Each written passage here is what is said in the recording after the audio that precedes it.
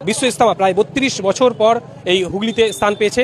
সেই হুগলিতে অনুষ্ঠিত হতে চলেছে বিশ্ব ইজতেমা। সারা বিশ্বের বিভিন্ন প্রান্তেই কিন্তু এই ইজতেমা হয়ে থাকে, আপনারা জানেন।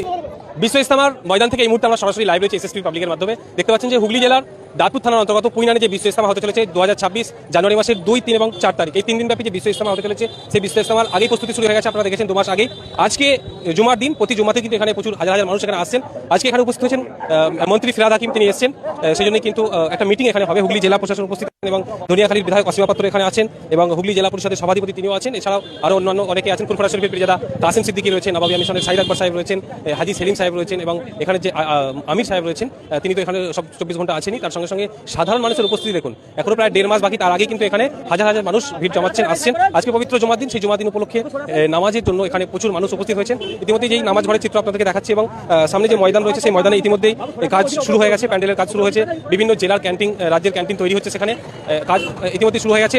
80 থেকে 90 লক্ষ মানুষের একটা সমাগম হবে, যেটা আমরা জানতে পারছি এবং সেই অনুযায়ী প্রস্তুতি নেওয়া চলছে। জেলা প্রশাসন দফায় দফায় ইতিমধ্যেই মিটিং করেছেন। ফুরফুরা শরীফের পীরজাদা কাসিম সিদ্দিকীর নেতৃত্বেও একটি মিটিং হয়েছে এবং আজকে স্বয়ং ফিরহাদ হাকিম, কলকাতা আর মেয়র এবং মন্ত্রী ফিরহাদ হাকিম, তিনিও এসেছেন এবং কলম পত্রিকার সম্পাদক, যিনি এই মুহূর্তে সংখ্যালঘু কমিশনের চেয়ারম্যান রয়েছেন, আহমদ হাসান ইমরান, তিনিও উপস্থিত হয়েছেন এই ইজতেমার ময়দানে। এছাড়াও আরও অন্যান্য সংখ্যালঘু লিডাররা এখানে উপস্থিত হয়েছেন। উপস্থিত হয়ে আজকে তাদের একটি প্রশাসনিক মিটিং চলছে। সেই মিটিংয়ের পরে আপনাদেরকে জানাবো যে কি আলোচনা হলো আজকে, প্রশাসনিকভাবে কি কি সহযোগিতা এখানে করা হবে, কি ব্যবস্থা এখানে নেওয়া হয়েছে। যেহেতু বিশ্ব ইজতেমা প্রায় 32 বছর পর এই হুগলিতে স্থান পেয়েছে, সেই হুগলিতে অনুষ্ঠিত হতে চলেছে বিশ্ব ইজতেমা। সারা বিশ্বের বিভিন্ন প্রান্তেই কিন্তু এই ইজতেমা হয়ে থাকে, আপনারা জানেন। ইজতেমা হলো একটি শান্তিপূর্ণ ধর্মীয় সভা।